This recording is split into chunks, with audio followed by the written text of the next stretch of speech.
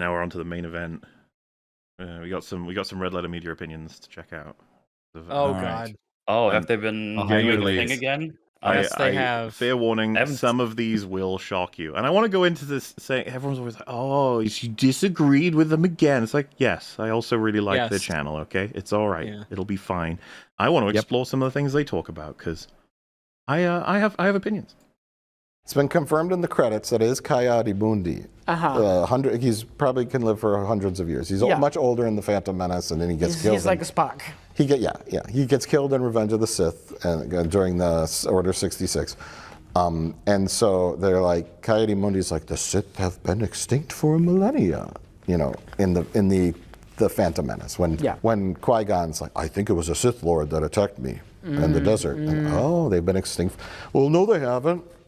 They're talking about it in this room. They're not talking about a Sith Lord. They're talking about some kind of non-authorized Force user. And it might turn out. This didn't age well. Sorry,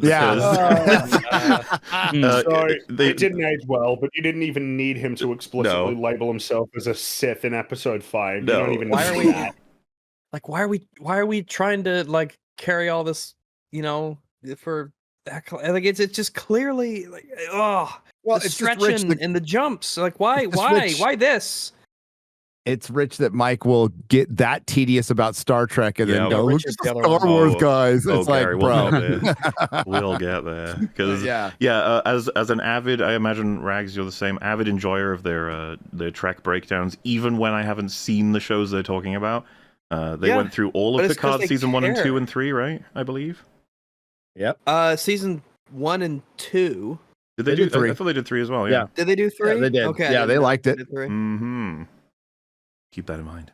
Out to be not a Sith. Who I don't know, but then there's controversy over his birth year, and Wikipedia, the Star Wars Internet database, changed his birth year in the canon to reflect the show, and then people are like, well, his birth year was established in the books, not the Phantom Menace, and the books are not technically canon. I was like, oh. I mean, there's people starving around the world. Yes, there is. And here you are talking about the Acolyte. So this is a really awkward place to be. You should never, as people who spend all their time ripping apart B movies from the 80s, who made their channel ripping apart the prequels. Telling people they are cringe and inconsistencies, but caring about a Wikipedia entry when you're talking about them talking about the Wikipedia entry. Like, what? Come on. The amount of care that if this was Star Trek, they would be having a fit about it and talk about how terrible the writing is. If it was Star Trek, if it was a thing they cared about. They don't know why it's annoying people beyond a simple number change on a Wikipedia site. Like, they don't know the broader, it's what Gary was mentioning earlier, right? About how it reflects the race. And then, of course, the wider implications. Why did his age change? Because they had to drag the guy who made that statement back in time to be a part of what we assume will be the cover-up, quote-unquote. They're busting lore everywhere to be able to tell their little fan fiction. That's why everyone's annoyed. And it's something that if it was done to Star Trek, they would be making all kinds of points about this. Oh, yep, they'd have their notes out, and they'd be talking about that one episode in season 4 of The Next Generation where this one character has a cameo and says this one line that establishes this thing, and they'd know it because they really care about Star Trek. And if it's a thing I care about, well, that's fine though. But Star Wars, who cares about Star Wars? It's fine to not care about this. But to go as far as saying if you do care about it, you shouldn't because there are kids starving in Africa, you're like, oh, jeez, all right. What the fuck are we doing? Come on, really? Are you going to do that? Site error. God damn, they were quick to get on that one. Jeez. Yep. Here comes this. Yeah. Wow. Yep. Look at that, boys. Someone get in there. We have to update it to Leslie Headland's shit lore that she just created and manipulated. Then you scroll. Wow. Okay. I could cut this to. Come on. all the Mr. Plinkett's videos, all their Star Trek videos. I can do the same fucking thing. This video, the one they're doing right now. Yeah. There's crackheads in LA. Why are you on fucking Why are you YouTube? talking about Star Wars? Yeah. Get out Look there. at the crackheads. Well, so because I hadn't seen the video, and I saw someone say they made fun of Theory for caring about Star Wars lore and compared the nature of starving children in Africa, and I was like, no, they didn't. That they wouldn't. They no. And then I saw this. I was like, oh fuck it, hell, damn. Was born prior to 132 BBY. Huh? I don't understand. How was he born before 132 BBY? But here they say 93 awkward. BBY. It really is. I might have to make that video now. What is tasteless. Yeah. What's their proposal of what should be done? What would you like? Well, Theory to shouldn't do? care. He should move on. He should care about the starving people in Africa. I don't know what the fuck they're saying. And only the things that I think are important. I just don't really care about starving people in Africa that much. It's just, it's like, I'll make donations and this and that. But it's just like, come on, you can't stop. How much do they care? What have they done? The problem they're is they're using him for an analogy. It's an impossible standard to enforce. Every single person will always have these individual things that they get more focused on than like big global problems that exist in parts of the world. The idea of just throwing this up, because especially when it's something that they do, they talk about movies. So how can they do this? How can they? The movies they talk about. I'm not using. Say what you want, but I'm not using starving Africans as like a weapon to attack other nerds with. Like, that seems the weirdest thing is their arguably primary sort of series they create is looking to make fun of things people made ages ago for low budget. Like the whole idea is to be nitpicking things that people worked really hard on under a low budget with low talent. And now that's not me denigrating the show at all. Best of the Worst is really fucking funny. But how can you put yourself so far above Theory caring about lore being accurate? I don't understand. It doesn't make any sense, and I think a lot of people will be like, "It's just a joke." It's like, well, but like, how does it? It isn't just a joke because they think that like Star Wars Theory is basically wasting his time, and that what he's doing is pointless and stupid and selfish. So it's a joke, but like, if the context is why do you care about this, then the joke is technically a kind of argument for that position, which is just cheap and silly. Also, the joke is trying to Theory's say in a something. way better position now to actually donate money to help people in Africa because he cares about Star Wars lore, because he's made some cash doing it. So, he could be doing both. Why? Because they just manipulated the system because of a shitty show where the showrunner has no idea what Star Wars is. And this is what, and then, the counter argument to that, well, it's like, well, you don't love this franchise as much as we do. Don't laugh at us. You'd be mad about Star Trek if they fucked with. So this joke is a very weird joke when he's talking about the counter argument to the argument he just made. Yeah, I'm confused. What a strange joke that he would need to supply the counter argument. Be self-aware enough to know that everyone would be like, "What the fuck is wrong with you? Like, why would you ever make this point?" They think about this a lot. They think about it a lot. And Kirk and we were, And they were very mad at every small change ever made to Star Trek's lore that fucked up things that came before, as they are welcome to be. Yeah, but they just said, and we were. Are they just going to move on? Is that them? Is it basically lampshading the whole thing here by being like, and we were moving on? Well, no, that makes you massive hypocrites. Anybody who's unfamiliar with the lore of RLM's channel, they think it's much fairer to care more about Star Trek because it's more of an intellectual IP versus Star Wars, which is more of an action-adventure fun. We mess around. Wait, really? Can be yeah. As far as they're concerned, Star Wars has more flimsy rules, while Star Trek's rules need to be rock solid because a lot of the primary storytelling is based on it being rock solid. When the counter arguments to that. Fair, is it? How long does Star Trek need to be like floopy and shit before that starts to eclipse the idea that Star Trek should be like rock solid in terms of its lore? How many bad Star Trek shows would it take before the standard flips? As someone who's seen a lot of Star Trek now, or at least enough to speak on this, I think it's a sort of miscalculation. Star Trek very much pays attention to its rules constantly, and moving things out of place will have severe repercussions, but Star Wars is no different than any other story like Star Trek, where if you move the right thing in the right way, you fuck up a shit ton. It's how it always works. Exactly. Exactly.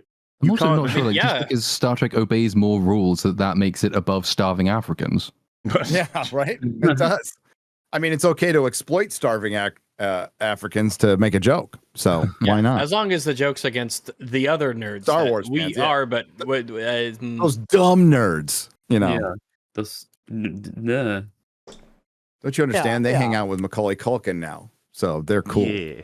I don't think Oh. Cootie Al Mundi is quite up on the same pedestal that Captain Kirk is, but yes. Well, I was happy to see Coyote Mundi. So it's not the principle of it. It's just, is the character famous Important enough. Which Yeah, I mean, I'm guessing they couldn't get Yoda, so they just threw him in. I was convinced that they chose him specifically because of the line. We're going to see it in the next 3 Really? episodes. There'll be a reason, like he's going to be a part of the cover-up, or he'll have a line that will recontextualize his line in Phantom Menace.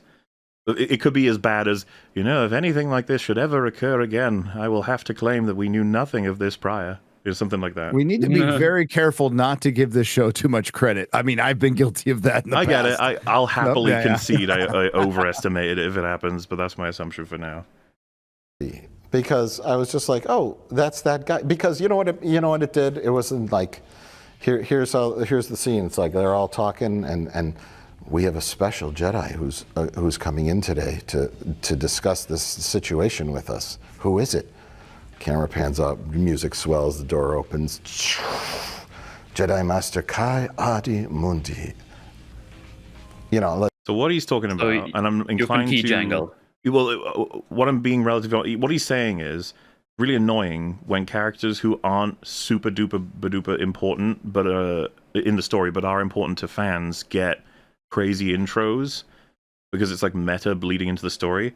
I can get behind him somewhat on that, but my whole frustration, as is everyone's, is with how they're handling Kiarimundi's role in this. Like, the writing of it. Whether or not they give him a grand intro is really not relevant compared to his role in the story, I think. I mean, look what they did with, Mon Mothma in Andor. Like, she's a pretty minor character in the original trilogy, and then they've done so much with her in Andor. It's like, oh, you're taking this minor character and like really fleshing her out in a very interesting way. Like, oh, interesting. Now, all right, that's one way to do it. Very interesting. And look what they did to her in Ahsoka. Yeah, well, that didn't happen. Oh, I agree, frankly. Theo, there are starving Africans. True. All right, across the ocean. I guess there are. So I don't think Muller they would makes be very analysis appreciative. before hearing the sentence, let the man finish. I just defended him before I let him finish. I didn't even attack. So Well, that's weird because that chat was like, but you had finished and they still got it wrong about the. That's. I do find that. Well, I always find that fascinating. Every time that happens, it's worth recognizing that you're probably like showcasing a bias for whichever creator's being covered, because you just see less of that when it's some rando. It's my somebody that we've covered a few times who, at this point, you're like, oh yeah, that guy's a clown. But like whenever it comes to the one that you like, then it will be like, let them finish. I just find it funny. It would be my bet that person didn't have any problem with us interrupting the prior 3 people we covered. That would be my guess. Probably not. Yeah. Probably not. Yeah. It's like, you know what I'm saying? Yeah. Where you're supposed to get, I got chills on my spine. The chills. It's Coyote Mundi. I cried. I cried butterfly tears. No. Can we just not like I said, he's talking recognize the about- obvious issue, which is that we just don't like it when people don't adhere to the lore. We'd like the people who make these things to have a bit of fucking respect for the fiction, if that's all right with you guys, if that's not too cringe, if enough Africans haven't starved yet, we would like to show a little respect for this work of fiction. If that's okay. The point he's talking about, like I said, is something that I do think we all agree with, but it's just not that relevant to the conversation, that characters that are important outside of lore. Yeah. Yeah. Sure, it could have been. He was just there, and he was just talking in the background, and I'm like, oh, okay, that kind of connects. It connects the... The funny thing is, it obviously doesn't. That's the whole problem. It doesn't, though. He shouldn't be Well, there. yeah, because like, if you're talking about the idea of it could have been more of like a overt that he's being imbued with greater significance than he should because of the meta, none of that addresses that he shouldn't be there because he wasn't born yet. Yeah, it's totally irrelevant. The prequels and this, so just very subtly, no one made a big deal about it. I was like, okay, this before in some sort of product that we released on the internet. Yeah. I've always wanted this to happen with lightsabers, and I always thought it was the case. So you'll understand what's happening here in a moment, but this is just a section where Mike is talking about his perspective on lightsabers, and a certain edit has been made by myself that I feel is pretty obvious. Because any old Joe Schmo could get their hands on a lightsaber and swing it around and fucking destroy tons of people. Well, yeah, with how often they leave him just lying around and never pick him up. Like, yeah, a bunch of Joe Schmoes do just... As though they're fucking cereal prizes, that they're not worth a shit ton of money. When you walk away from a bunch of dead Jedi in the middle of a forest, I mean, no scavenger is going to find all those lightsabers. And well, remember, what's-her-face? May didn't take Trinity's lightsaber. He just left it on the ground. Yep. God knows the bar just has it now. It's like, oh, yeah. Nice. We talked about this before, but the idea of like a lightsaber is one of the most sought after objects in all of the Star Wars galaxy. At least it should be, because like only the Jedi have them, which means that a Jedi had to fucking die to leave this, ownerless. And we have it, and it's like contraband probably. The Jedi are probably like, no, you can't have those, almost certainly. So people who have them, it's like a black market secret. Like, ooh, we have an actual genuine lightsaber.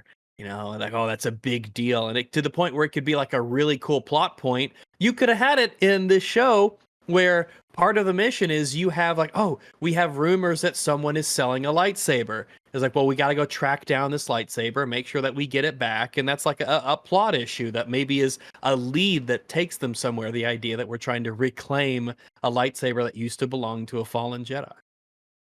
Crazy. Of awesomeness. Yeah. When Han Solo turned on Luke Skywalker's lightsaber on Hoth to cut open the belly of the Tauntaun, he was a little awkward with it. Yeah. The lightsaber is just like pure energy. Yeah. And in order for something to be so powerful and cut through anything, it has to have a counterbalance. Like a Desert Eagle. It has to be true, extremely weird and heavy and awkward to use. Like a normal person turning on a lightsaber. Heavy. I don't know about heavy. So weird and awkward. Like I said, this section is about him talking about his POV on lightsabers and why they should be almost a Jedi-only thing, that you require the Force to properly wield them. It's not a perspective I've not heard before. Right. And it's a way, people found it interesting as an item that Han turns on the lightsaber when he's not a Jedi. Like that's like definitive proof that anyone can. Obviously, at this point, anyone can, for sure. But like he's kind of awkward with it, like he said. But it's like, well, that could be answered by the fact that he was fucking freezing. It's just got a button on it that you click, and then it's a piece of technology. I would imagine that a lot of the association with Jedi comes from the fact that the Jedi specifically trained to use these and are instructed by people who already know how to train these. So there's a very clear like lineage of trainers and trainees that the Jedi are almost exclusively. So you can't just like teach yourself. Yeah, for the record, I think Jedi other than a tool make use of the Force to assist in like the dexterity and anticipation of moves and stuff. Yeah, but as for being able to hold it, turn it on, wield it relatively normally, I feel like most people can do that. Yeah, to use it as a very good utility, then yeah, I think most people would be able to, in the same way that you would use a jackhammer or a power drill. It takes some level of learning and understanding to master its use. The lightsaber would be the same way. It's so powerful. Let me finish. Okay, Shut up. You can't. I'm letting you finish. I'm letting you finish. You turn it on, it's like, and it's like, oh God, it's like trying to lift up Thor's hammer, right? And it's oh well, fuck. Oh, and baller. Unless you're a Jedi, are you being sneaky? That's mastered the Force, which is things that you move with your mind. That's when you're able to wield it with perfect precision and accuracy and fight with it. Interesting. Hey, it's just a joke. Interesting. Like, I ain't making any point, okay? Hey, I mean, turnabout's fair play, as has been stated by people before me. And that's what makes you special. Or else any old asshole could pick up a lightsaber and slaughter anybody with it. And you wouldn't need... I could pick up a lightsaber. No, you couldn't. You pick up a lightsaber and you go attack a troop of trained Navy SEALs. Tell me how that goes. I really like that counter. Yeah, it's like, what are you going to do against bullets? Because we don't talk about They're gonna bullets. shoot your ass. Okay, maybe the block. That's the thing. If you can't block with the lightsaber, it's fucking useless. No. I wouldn't go as far as useless, but Severely diminished in its potential, I would say. Here's the thing, Still though. very useful, though. well, I mean, it's incredible the power of a weapon like a lightsaber. Laser blasts go at like you could physically see a laser blast. I fucking hate that show. Go with your eyes. So, it's like, remember in Star Trek: The Next Generation when the guy fired a phaser at Picard and Riker in the episode with the space bugs? Yeah. And they go. Okay. And they jump onto the. That's a shitty episode. Just be clear. That's the response. That's a shitty episode. So a blaster's moving really, really quick, and they you do have move to, quick. like the precision of lining up the width of your lightsaber Yeah. to the width of the blaster bolt and angling it in such a way that you can specifically redirect it like you're hitting a what would even be the analogy? You're using a stick to smack a marble back at somebody else specifically. Like that takes insane amounts of coordination that I don't believe that. And I'm happy to believe that is the person- force element of a Jedi that helps them sort of maintain I can believe that too. the accuracy. Yeah. That is not something that is not something that a normal unassisted human can do. It's just unless they have like insane bionics. Like maybe I could buy that Grievous could do it, maybe. But like you'd have to have like cybernetics and be special if you're not specifically using the Force for that, I believe. Fire a machine gun at a Jedi. They ain't hitting that. You'd have to move faster than the speed of sound. Yeah. I'm so sorry. Well, that's when you use the Force to rip the gun out of their hands, Mike. They got you covered. They got all the bases covered. I'm sorry. Like Lord Vader did with Han Solo. Yeah. Or you do a Neo. I think it's kind of funny you called him Lord Vader. Lord Vader. Yeah. Lord Vader. Lord Vader. And you can stop all the bullets in the air. I hated that one. They did that in The Force Awakens. They did? Yeah. Kylo Ren did that. Oh, he grabbed the laser bolt. Yeah. That was okay. That was cool. Anyway, next. Everyone's mad about the lesbian space. I've just like flushed away so many opinions I have about those movies to cleanse myself. I don't even know how I feel about that anymore. I don't even know what my original opinion was. I don't even know, and it's kind of nice to not know. I got to make room in my head for more Acolyte episodes. We had to get rid of Kylo Ren. Kylo Ren is yesterday's news. Smilo Ren is on the menu for today. Exactly. Yes. Everyone was mad about the lesbian space witch episode, but that was my favorite one. Okay, what? Yeah. Well, tell me why. Do tell. Oh, because, like you said, Star Wars has the worst parents in the world. Can I say this? You can't let your 8-year-old decide for herself that she wants to go off with the creepy monks. I'm sorry. And when you say the creepy monks, which side are you referring to here? Just to be specific, either of them. Yeah, well, because if anything, I'd be like, thank God the Jedi are here to get me out of this freakish lesbian cult. Kinda. Like, what? Because she was born with the cult? Unironically, she should stay with the cult? Get me out of here. They are, they do some weird shit. They prayed to the double moon of death. Who knows what they're up to? Yeah. I'm sorry. Yeah, she said she wants to do that. She also probably wants to be a pirate on the sea. She's 8 years old. She can't make those kind of decisions for herself yet. Well, they're forcing her to be a witch in the coven. You know? Yeah. Well, this is all right. Moving on, I guess. Pretty good counter. All right. Yeah. I don't know. Yeah, I'm sure he liked the co-op a lot in Picard season 2. Oh, he didn't. Which was Romulan warrior space nuns, basically. My favorite. Yeah. Guarding the secret of the tentacles coming out of the space butthole. Yeah. Did Good you stuff. Check that. Yeah. Star Trek's a little different now than it was, you know? Yeah. Not the same. Yeah. Not the same. I feel like something was something is not quite the same. Parents in the world, sure. But so they do, well, first of all, they're forced children. They were conceived in the same manner that Anakin was. And to me, it's like, no, they were not. I don't even. No, they were not. That was not. No, they were not. You say that so confidently, Rich. Tell me what you know, because I don't fucking know anything about what's happening anymore. But you say it so confidently that it's just like Anakin. There's always been lesbian space witch. Sorry, after you. Oh, I was going to say, he does say there's always been lesbian space witches in Star Wars, not space witches. He says lesbian. Rich does. Good. I mean, maybe statistically, the inevitability that someone with the Force could be considered a witch and is a woman who likes other women. So, maybe statistically speaking, maybe individually, there was one. Yeah, now it's a big galaxy. By sheer weight of numbers, I sit corrected. It's a statistical anomaly that we are getting lesbian space force witches. We're going to say something there, platoon.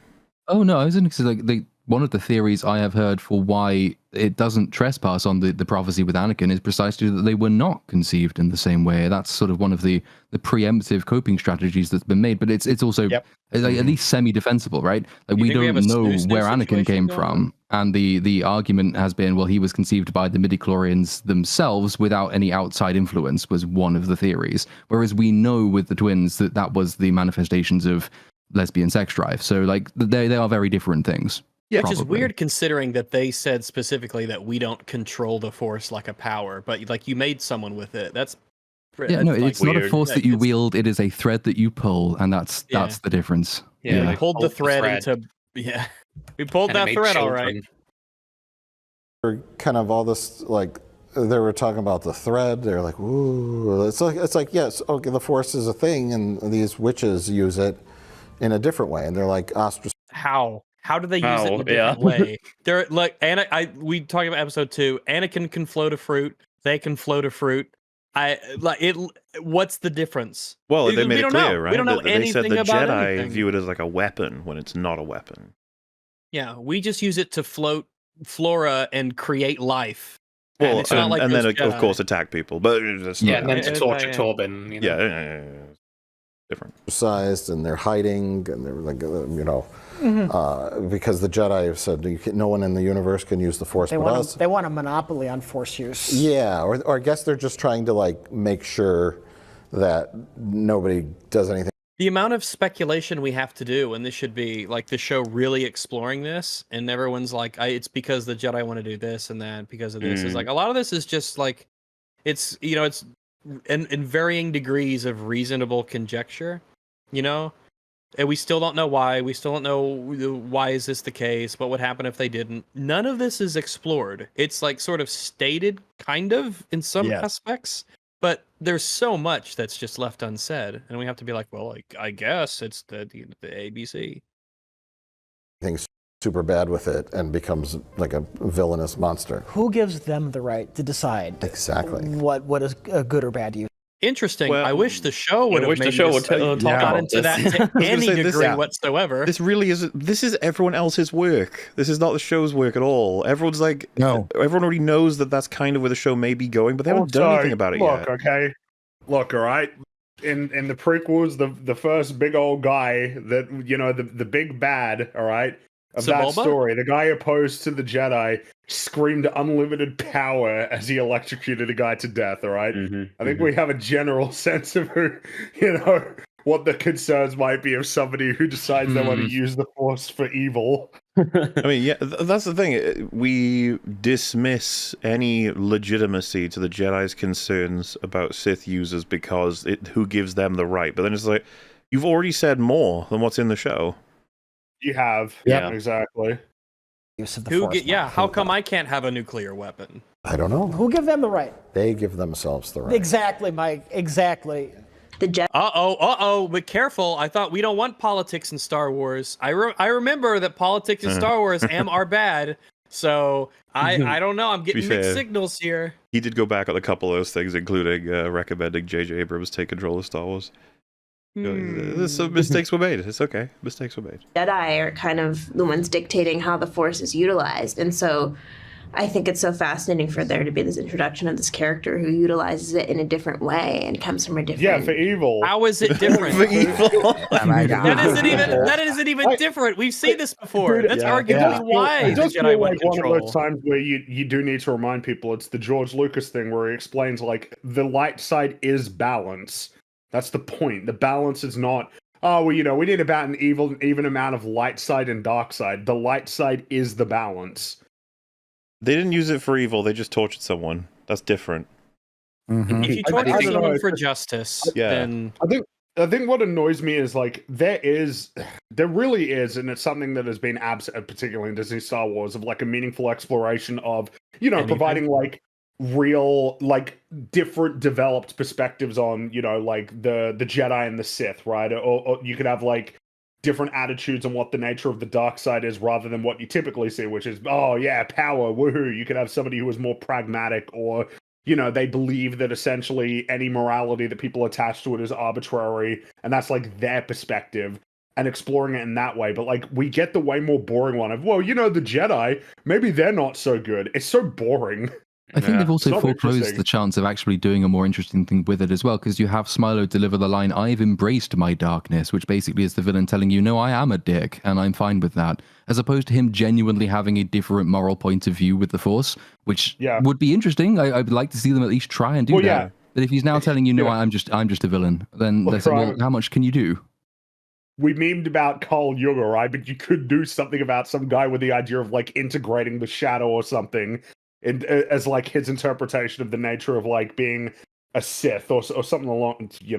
There is something interesting to be said philosophically about the Force, that the dark side can exist, that it is something that exists within the fabric of the Force. It is real. Exactly. And it's what I'd assumed they were going with the dyad situation to begin with, and I think that is an idea that they would have been pinching from Star Wars Visions when they also create another Force dyad. They attempt to create a single Virgins in the Force, and it creates a light and a dark side aligned person, because that is just the natural way the Force seems to operate now.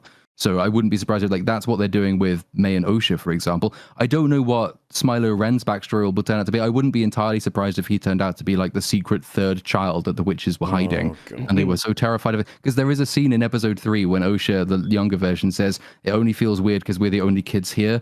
And the two women like doing their hair look at each other suspiciously. And I'm pretty sure like that seems more important to me now than it did at the time. And so if he turns out to be secret third child, they hid because they were terrified of the darkness within him or whatever the fuck, tried again, but the Force keeps creating a light and a dark side bifurcation. Like that would be predictable. But then again, it wouldn't be the worst thing they could do, so they probably won't do that. What you're missing what actually happened, which is that they tried to conceive a child out of pure Force. They created a boy, and then they were like, "Oh fucking hell!" and they kicked him out into the woods. we fucked him off a cliff. Try it again. Oh, maybe that's what Smilo is. Yeah, I mean, it's a good theory. We'll see. It's a different spiritual community, and it's new politics, Rich. It is the new politics, but it's why I'm fully on board with that. They're assholes. Well, I'm sorry, they're just assholes. What? Huh? Why? Is he saying the Jedi are assholes? Yeah, but why? It's good and evil are subjective. And are the witches evil? From my point of view, it is you who are evil. Right. This hasn't really been discussed in the show at all. All we had was the Gooba scene where they said the Jedi are good, the Jedi are evil. Which is, I'm sure they made fun of from my point of view, the Jedi are evil. Like, surely they made fun of that. But I guess... are lost. Which was very true and based of Obi-Wan. In a galaxy where sort of every choice is made by light or darkness, your character really encourages individualism, and I think it's really cool to see that. That belief that... What is that? Wait, I don't even know. Individualism. She was What's individualism about How this? does individualism even address the nature of the dichotomy of good and evil? But it's not even what they do. She It's not what they throws do a at child all. on the head to ascend her into a lesbian cult. That's not individualism. How can this be the analysis? It's a cult. It's a crazy cult. The entire thing they were doing with the twins as well was about de-individualization, because they were being just made clones of each other. Yeah, and remember, she didn't say, yes, you can go with the Jedi. She said, I'll talk to them about it. That's the best she got. And also, my guess is the reason why he said it is because there was that one line where she said it's not about good or evil, but it's about power or something. Mm-hmm. Maybe that's why but like that's one line that doesn't even like really mean anything on its own. It's just. By the way, kids, if an adult ever tells you that, run away. Well, remember, the thing she says is it's like, it's about power and who should be able to use it. It's like, okay, well, the basis on which you're going to decide who should have power is probably going to be morality, right? So good and evil, right and wrong. Pretty much. And these stories are really badly written. Like, they don't have, like, development. Yeah, anyway. Her first reaction to the notion that anyone in this cult wouldn't want to be a part of it is, oh, you'll grow out of that perspective. You're just wrong. Yeah.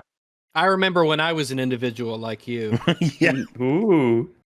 Well, you're all individuals. I'm not. Yes, we're all individuals. Fucking love that scene. Because Life of Brian is funnier than the Holy Grail. I don't know if that's controversial or not. I don't know either. I don't know either. I don't know. You're not just one thing, But I also think, Mother Anastasia What are you wearing, woman? What is going on here? What is this? We've come across a couple of ice cream cone pretty dresses wild. before. This is like something you'd see in a Hubble Space Telescope photograph.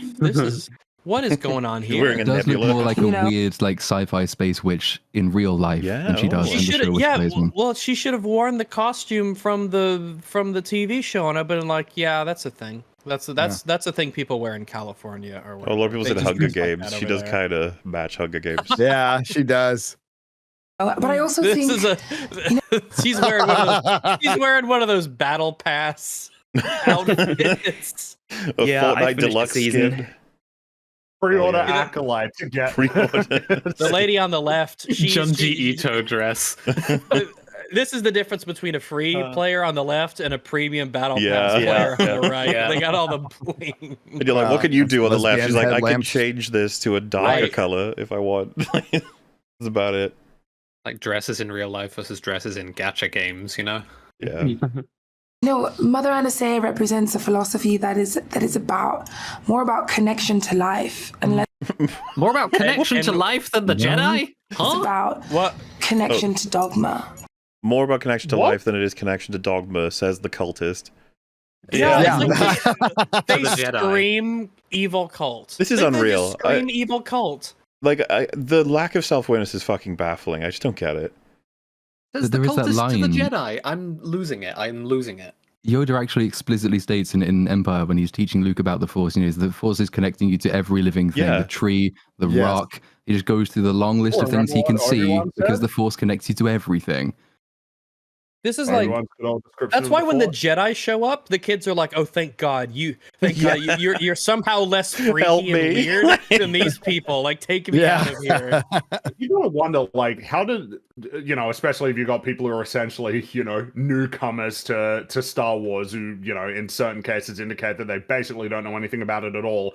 Do they ever like wonder why people like Jedi so much? Why like it's people are big fans of Luke and Obi-Wan and Yoda? Like why they like knowledge, these characters. defense, skill, talent, excessive training, achievement. Yoda's awesome, man. Like Yoda's so awesome. Great. I love Yoda. If it was like the perfect encapsulation of what the Force is, or like the Jedi's attitude on the Force, that even this small little fella, being the most powerful, wise entity like in the world. And meanwhile, you've just got people saying, "Oh, well, like what we've got with our character, it's like, oh yeah, it's it's really like a positive thing, not like the Jedi with like their negative things." And that's like the all their death and stuff. Yeah, the Jedi are so far removed from their inspiration that you can't even draw the lines if you didn't already know that going in. Well, part of it is that they don't, like it comes down to as simple as, like the idea of, oh yeah, balance is when you've got like the same amount of good and evil, the same amount of light and dark, as opposed to the idea that like the attitude that the Jedi have is the aspirational one. That's the one to pursue because it's like peaceful, balance, mastery over yourself and diligence and determination and discipline. Being able to rise past your more basal instincts to be the most like self-controlled and like best version of yourself. The idea is it's harder to be Yoda than it is to be Palpatine. Palpatine's Yeah. is like the path of least resistance, direct path to power. Anyway, they're Yeah, a cult. yeah. Meanwhile, these guys are all about life. Yes, they're a cult. And isn't it weird? Like nobody mentions like why aren't there any men? And then when men show up, that would be kind of weird. Like what's that? What's that what thing is right that thing? there? What are they doing? You know? Nah, And it's just accepted. why would the witches be evil? I don't know. They torture Did you people. look at them? Like I hate to indoctrinate say people. it, but Well, like they don't even pass the vibe check, man. Like The just Jedi look at showed 'em. up and they were like, "Hey, what's up?" And then they like mind control stunned like one of the Jedi. Just because yeah, you know what? They Didn't did one of them say, why not just kill him? Who's going to miss If, him? I mean, because I want to be fair, right? The Jedi apparently broke in. Okay, if They you had done the mind stun on sight and then said leave now, like you were trespassing, blah blah. That's not what happened. They walked in and they had themselves a chat, and then they were permitted the ability to see the kids and to speak to them. And then Sol was like chilling out with it was Osha, right? And then it just cuts to her being like, "I'm a tortured Dorbin now. That's what I'm gonna do." It's like, oh, okay. That seems pretty dark-sided That of you. seems, yeah, I was about to say, yeah, like that's awfully dark of you. Interesting. If anything, it was really annoying that all the Jedi reacted to that kind of Like Kel Nako looked a bit worried, but that was about it. It's just like, damn, I think I would have had a bigger reaction to them torturing one of us, but okay. Why would the witches be evil? I don't know. Because they're using force in an unsanctioned way that the Jedi's don't approve of. There's probably a good reason it's not care sanctioned anymore. to torture people with the Force, just FYI. It's, Just torturing people in How general. casual yeah, they like might that. have just I meant that. sanctioned Pretty no torturing in general. Did they Not under their thumb. Did they show them doing anything particularly evil? They No. do. Yes. the torture, the torturing of the guy and basically the brainwashing of children into the cult. yeah. Do we know the implications of using the Force to create life? Yeah, Influencing the midichlorians, if you will? Yeah. It doesn't How surprise are me you that going to get a Jedi social are security number? invested. If the history for the Jedi is their knowledge of crazy Force users that cause immense damage on a massive scale, and they want to make sure they catalog throughout the universe Force users, you can leave the Jedi Order as a Force user.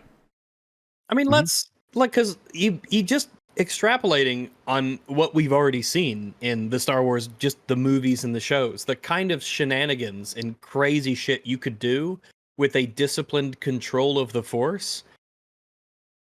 That's it doesn't take a lot of imagination to think like, oh, maybe there's some like reasonable aspect that the Jedi have of why they feel like they're justified in having control over it and why they want to have anyone who's sensitive to the Force being a part of the Order.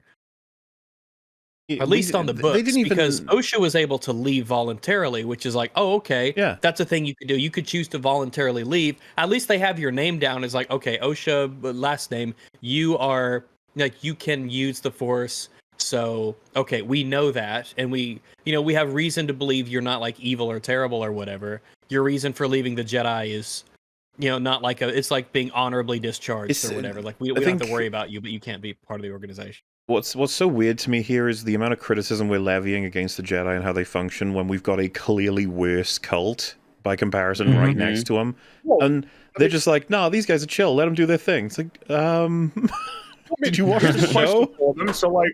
When Mace Windu went to get Palpatine, would they be like, well, what, who is this guy, right, to impose his will upon Palpatine? He's just exploring the Force in his own way. Yeah. Why are we doing this now? I don't know. Why are we bringing up I'm stuck on the part where the guys who ripped apart the prequels and Kurtzman Trek are okay with this. I really can't get past that. Yeah, I don't There's know. a little bit of an inconsistency here. Just a lack of interest. Like, it's not particularly engaging or interesting to them, so they're not really... Well, I don't know. I just get that sense. They're not very we as people have mentioned, we did cover their coverage of Obi-Wan Kenobi. They liked it. They defended it as good stuff. It was fucking abysmal. It's often cited as the worst thing Disney did. Episode over it. It has been a bit of a strange thing to watch, as there are strong reluctance to say that Disney Star Wars has delivered anything worse than the prequels. Yes, they've got a big chip on their shoulder about the prequels. Which is interesting because you know, all right, but we have happily entertained plenty of criticism for the prequels, but it's just like I'd be lying if I said the prequels were worse than the sequel trilogy. The prequels have more merit than the sequel trilogy. They have more merit. Absolutely. They have better qualities on their own, and of course, in terms of rich ideas for like for an era of Star Wars, like god damn, the prequel era was like ripe in terms of the adjacent stories that were sort of being developed and all of these cool new locations that we got to see. Like the idea that the sequel trilogy or these shows are better quality than the prequels for all of their many faults is like, that's crazy to me. But for me, it's enough. What they did to Han, Luke, and Leia is already enough to put it below the prequels. That's already enough. And they did more than that. They did way more than that. Actually, Aiden Paladin actually in the chat has reminded me of in Dragon Age. You guys remember Dragon Age? But in Dragon Age, you have the Chantry, which is essentially this organization that takes all the people who can use magic, and they say you have to be a part of this organization and go to the towers and live within these sanctioned areas, and we kind of like control you basically because of the potential destructive power that magic has, and summoning demons and fireballs and lightning and all the crazy stuff that magic can do.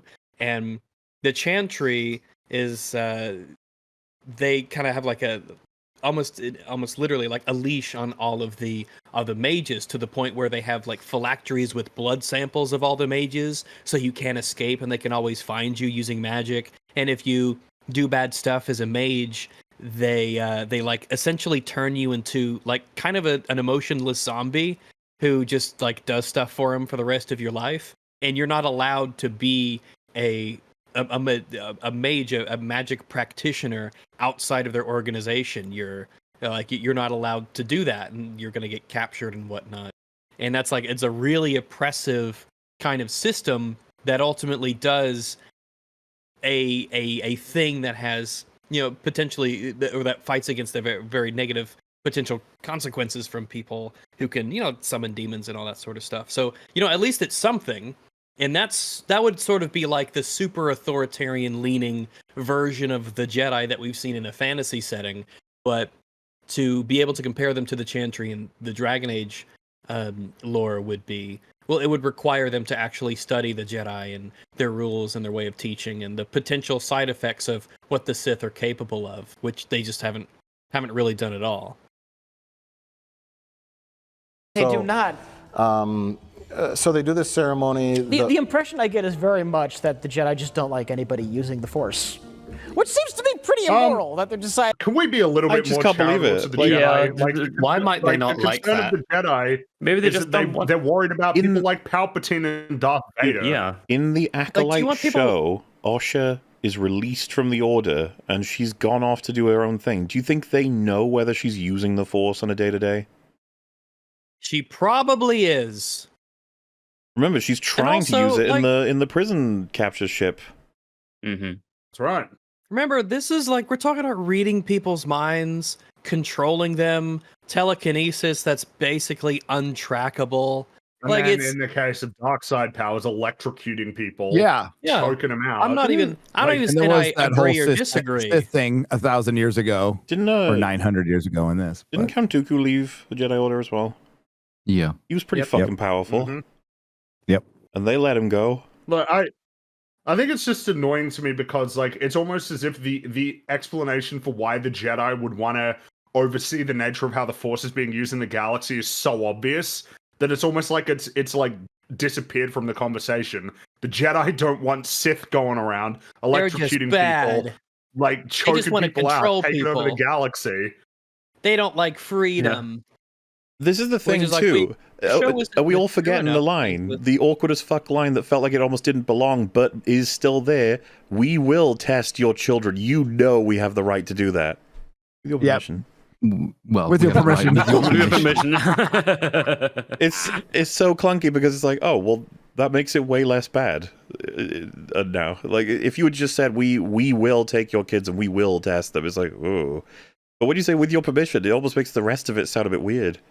Yep. It does. It almost seems like it was tacked on. It almost seems like it was ADR. Yeah, it might have been. Who knows?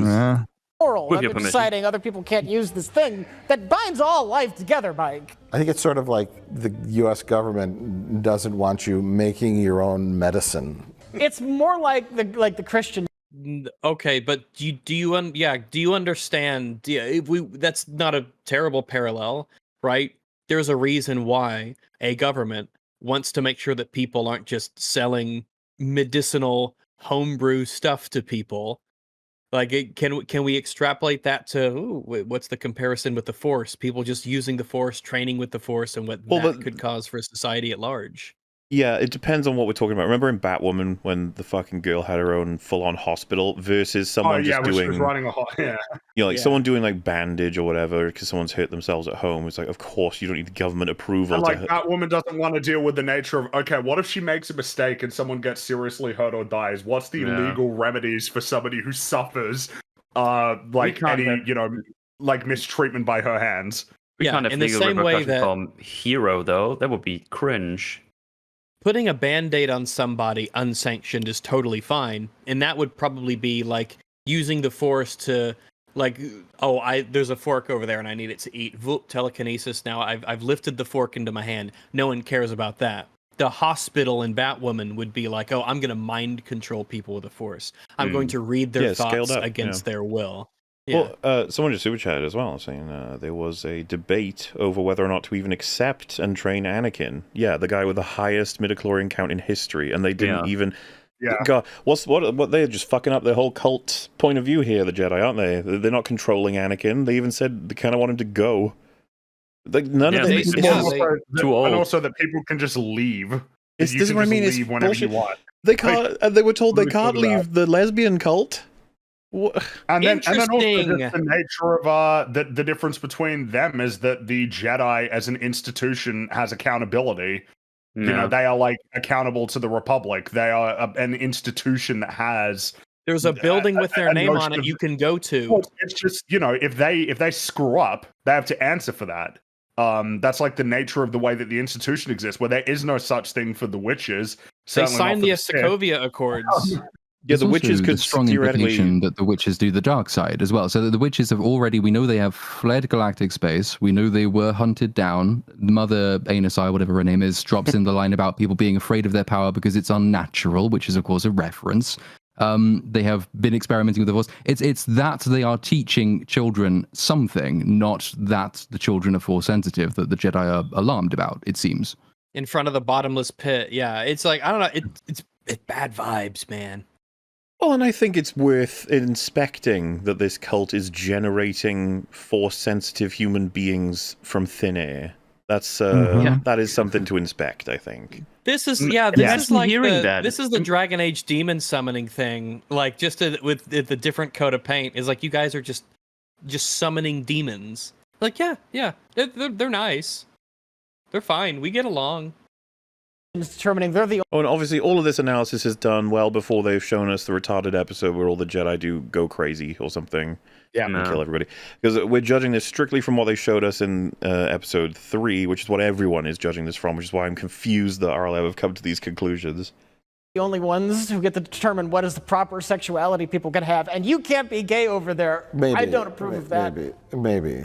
Or you can't enrich uranium on your own. So do you agree or not? Because it is dangerous to do fucking uranium in your back garden. Wouldn't recommend. That's against the law, probably, right? The Jedis want all the guns. The Jedis want all the guns. They don't want a fucking super weapon to poof out of thin air. It's like, hey, we made this person. By the way, he's like super evil and can destroy worlds with his mind. It's so funny, right? Maybe we just want that argument because there is guns. Everybody's got guns. You're trying to make a bad analogy. The Jedi here. are not the sole force in the universe. Like obviously you could say they have a monopoly on the Force, but they aren't the army of the Republic. Like they're the cops. Apparently, they're the cops now because they read Miranda rights.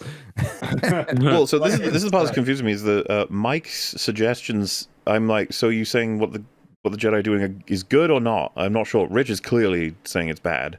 And the confusion I'm having is obviously if the Jedi's worry was that some guy who gets to use the Force without understanding it properly and gets a bit mad and goes crazy and does dark side stuff, he could maybe kill, 9-ish Jedi, one of them being someone called Jackie, one of them being someone called Yord, maybe. That could maybe happen. Crazy. Oh, what's to stop him from going down to the bazaar and just snap necks? Just like boom, boom, boom, boom, boom. Just snapping necks everywhere he goes. I'm just saying, we've seen all the evidence we need to see that the Jedi have a reasonable position somewhat before we find out anything else. Yeah.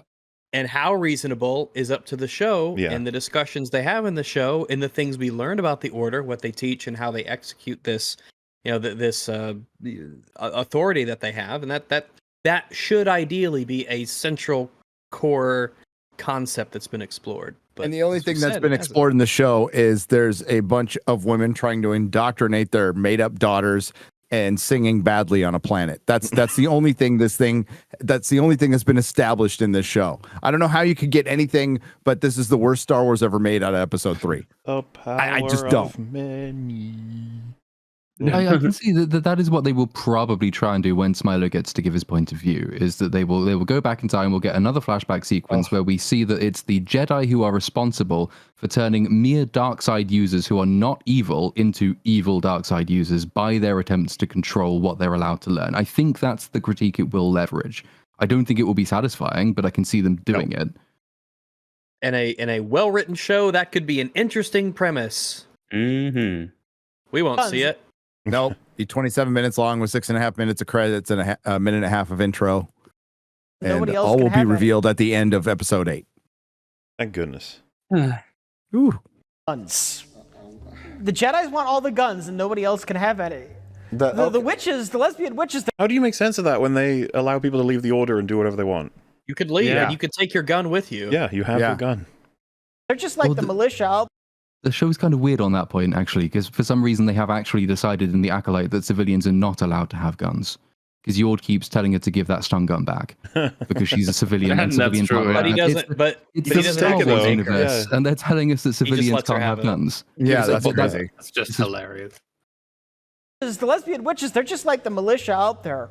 I suppose. I just see maybe they.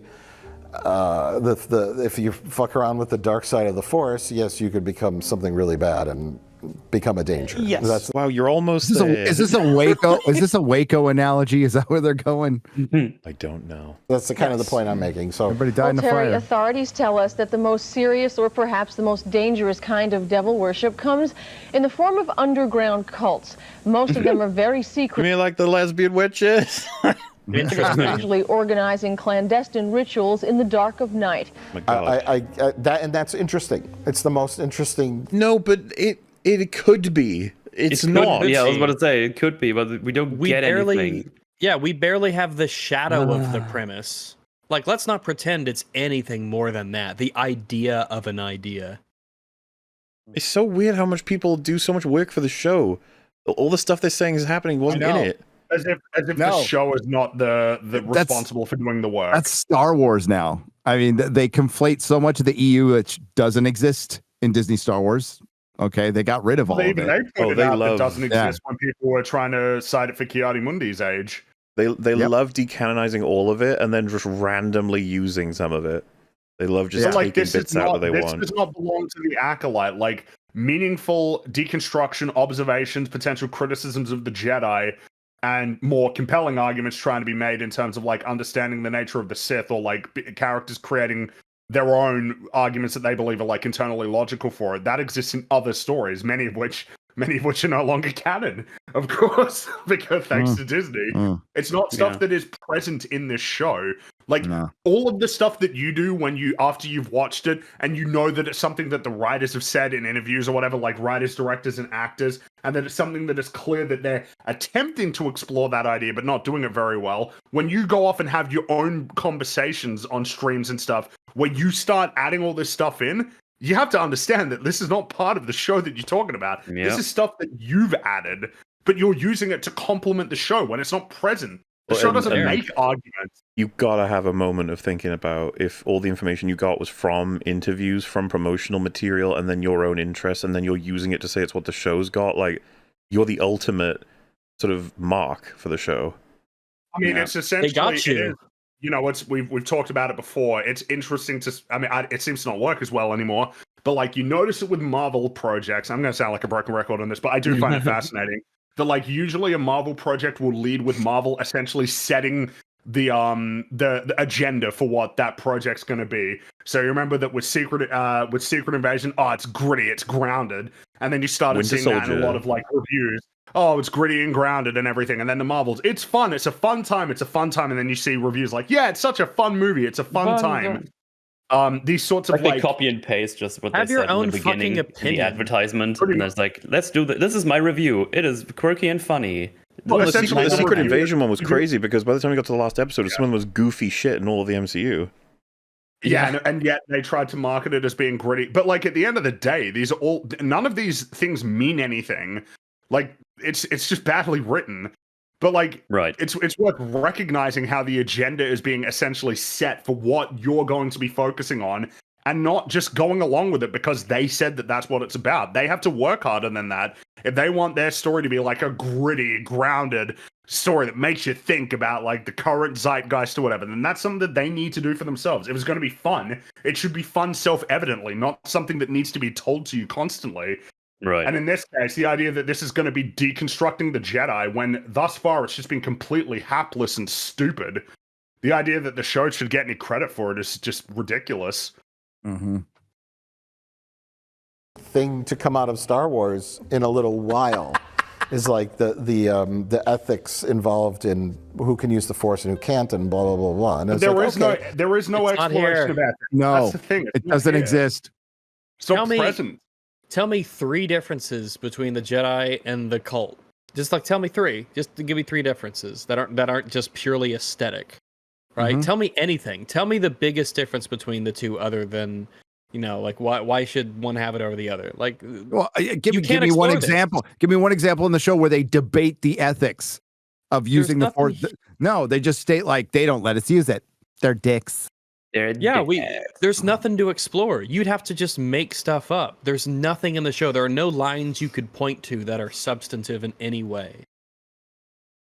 There's not a there's no dinner scene. There's no scene where they go back and forth and each give their perspective. It's just Where Soul sits down with Osha and breaks down like, hey, this is why the Jedi feel this way about the Force. Here's like what we think. Here's what we think. Our Yeah. general philosophy.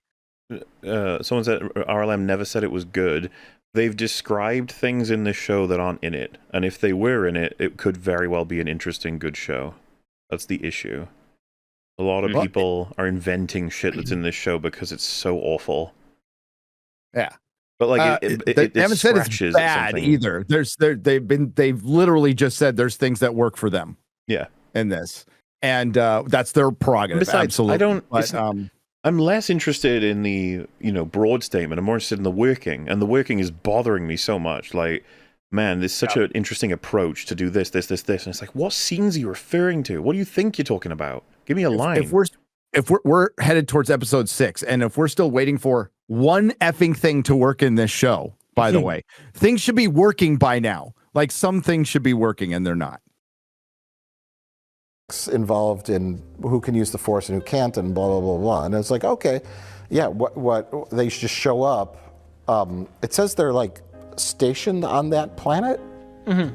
I don't know what they do there on the others. They're clearly there to harass the witches, by God. They're clearly there to harass the witches. They're not doing a very good job if they've only shown up once, and that would have been the final time. And they thought it was uninhabited, or they and they would lied. have just left in the morning. They didn't do a very good job harassing women. EFAP, we can give them some pointers. We can give them for how to harass women. Yeah, we're experts at it. Yeah, they're not doing a very good job, to be honest Yeah, with you. 2 out of 10, very bad at harassing women.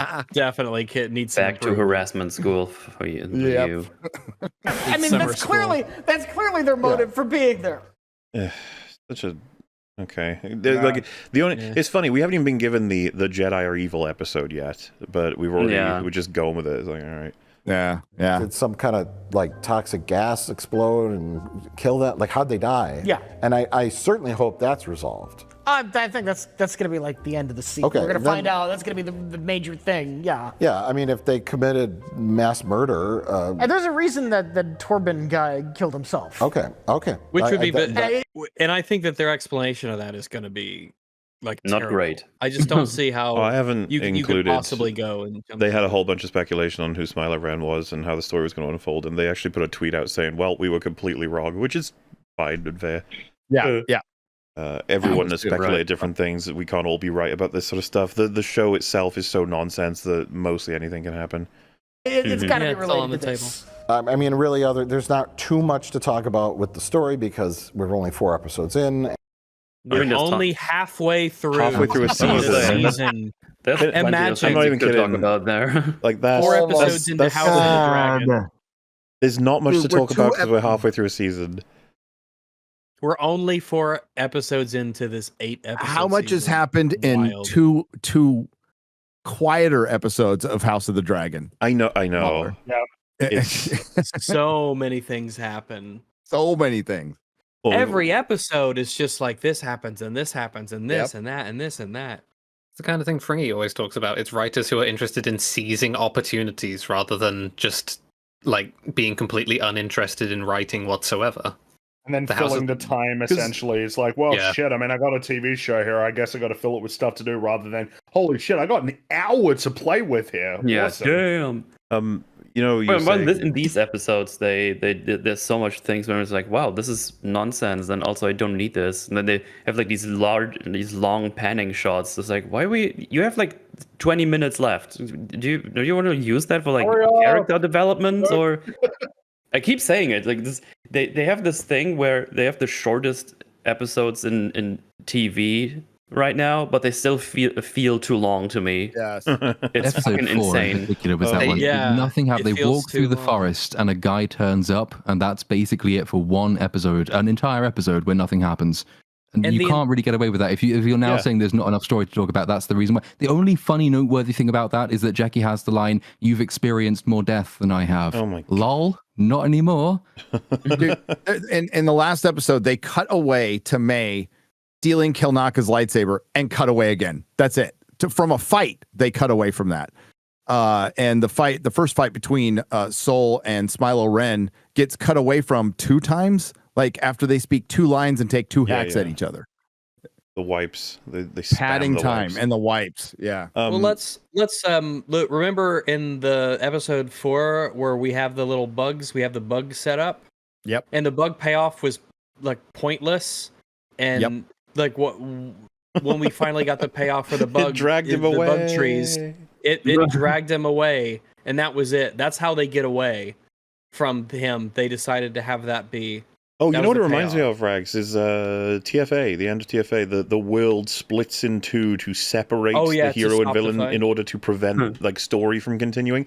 It feels like I mean, we're just going sort to of. drag him away so you don't have to decide anything further, okay? You're like, all right. It would be, it's mostly that you have these already short episodes. So much time is spent on a setup that was completely pointless and like weird and bizarre. It's like, oh, we have to set up the bugs so when the bugs carry him away in the next episode, it doesn't come out of nowhere. So that people will say, oh yeah, they set up the bugs. You got carried away by bugs. That's a real got- thing. It's man. so fucking He funny. got carried away by You know, bugs. The bugs put up more of a fight than the trained Jedi Knights. I did. know. They really did. Yeah, Mel was just Like, what are saying we like how doing? it's actually remarkably small for TV show episodes, and yet they go on for so long. I was just thinking about the first Smiling Friends episode, like the pilot, the 10 minutes. How long you can talk about everything they achieve in that 10 minutes, and all Oh, the yeah. different forms of jokes, different styles of animation. Is unreal. And this is reminding me of what Theo was saying at the beginning, right? With and this is something I think I said in my video about approaching Dark Souls 2 with metal. You don't want people to think it's their fault when the game is fucking them over. And in the same vein, I don't want Mike to be saying, oh, it's just 4 episodes. We can't really talk about 4 episodes. Like, no, you should be able to talk about 4 episodes. That's Remember what definitely happened in something. Do you remember what happened in 3 episodes of Arcane? Oh, Yeah.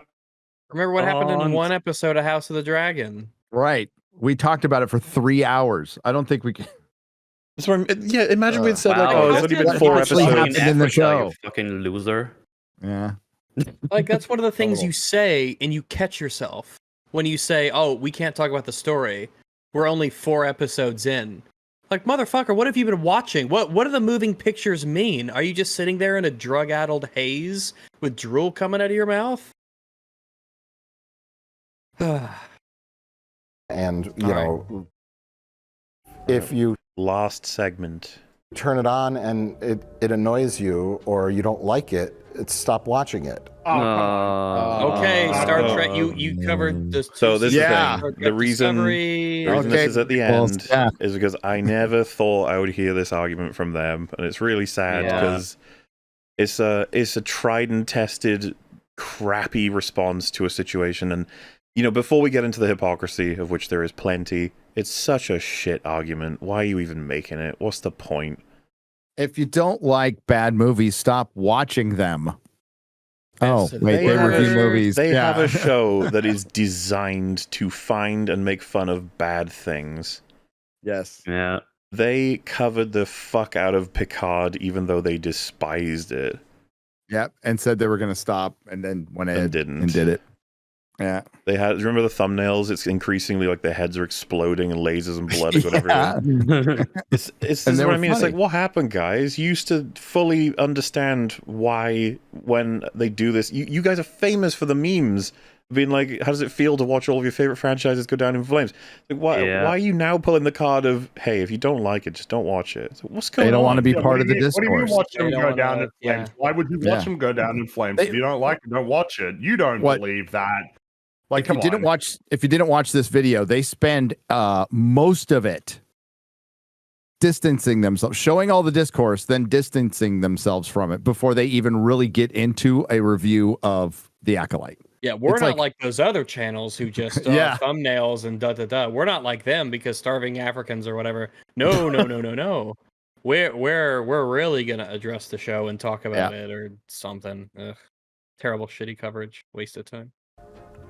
That's the beginning and end of it. Like, we did that. We gave Star Trek Discovery a chance. Yes. And it started to really get on. I'm glad you picked Star Trek Discovery as opposed to Picard because you had no fucking argument there. Whoops.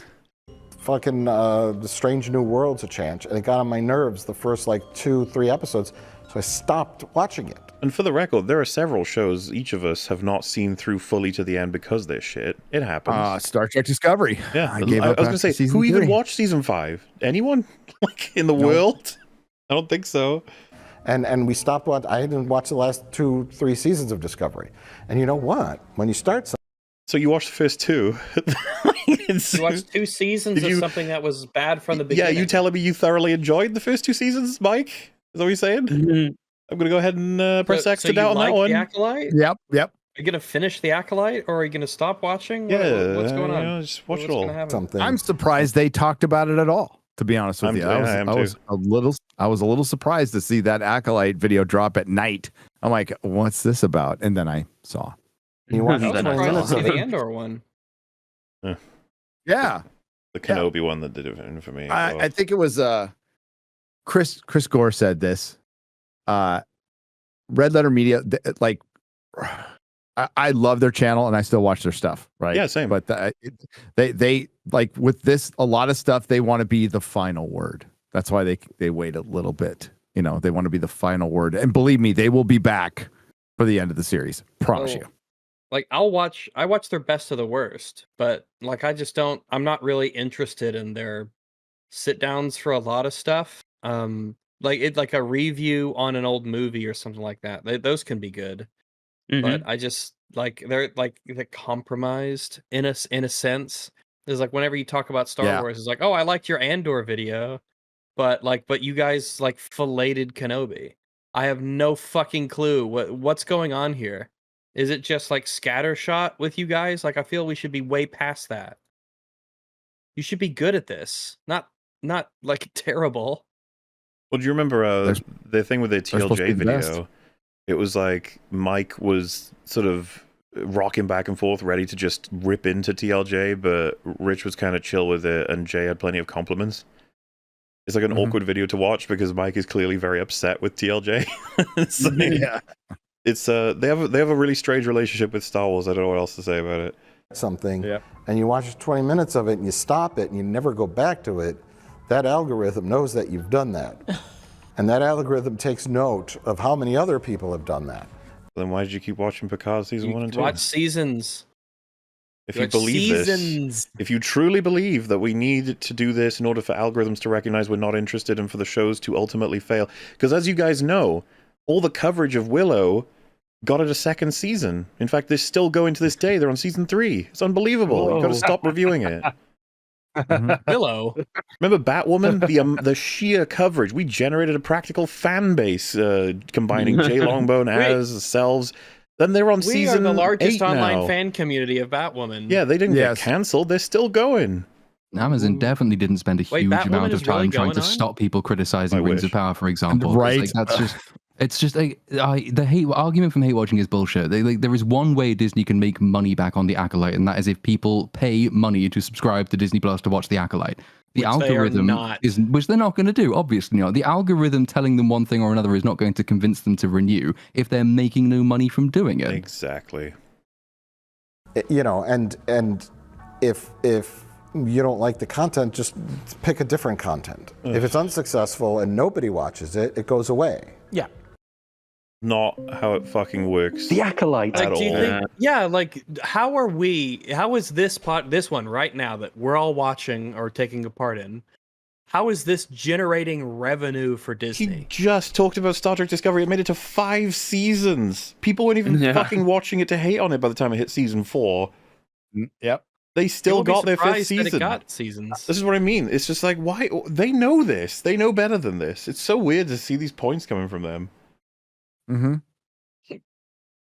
Yeah, it's a bit, I don't know, weird. I don't know what it is. And I do Stop think a watching little it. bit of it's a bit of a reflexive sort of I want to distance from almost everyone. Like they want to be on a little bit of an island, which I understand, I guess. You don't want to deal with all the drama. You know how you do that? You just review By the having Acolyte. interesting and insightful things to say about it while having interesting and unique personalities. Yeah. And then the division will be made clear.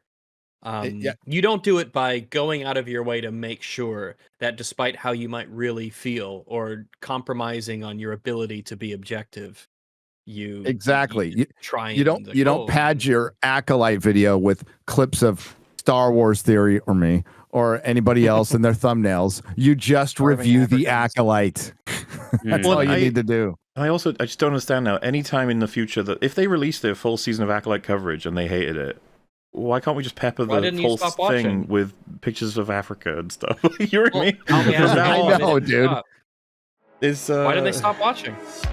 Hello, you just listened to a segment of the podcast Every Frame a Pause, or EFAP. Hosted by YouTubers Mauler, Rags, and Fringy and joined by a cycling variety of guests across the internet, they critically analyze media with exhaustive detail while pausing at every single frame. Subscribe to the EFAP channel and catch new episodes on Saturdays, as well as catch their smaller videos reacting to the latest and not so greatest movies and TV shows throughout the week. You can also subscribe here to EFAP highlights for the latest shorts, clips, and supercuts also uploaded throughout the week. Links to all the relevant channels can be found in the description section below, as well as links to their communities on Reddit and Discord. Thanks for watching.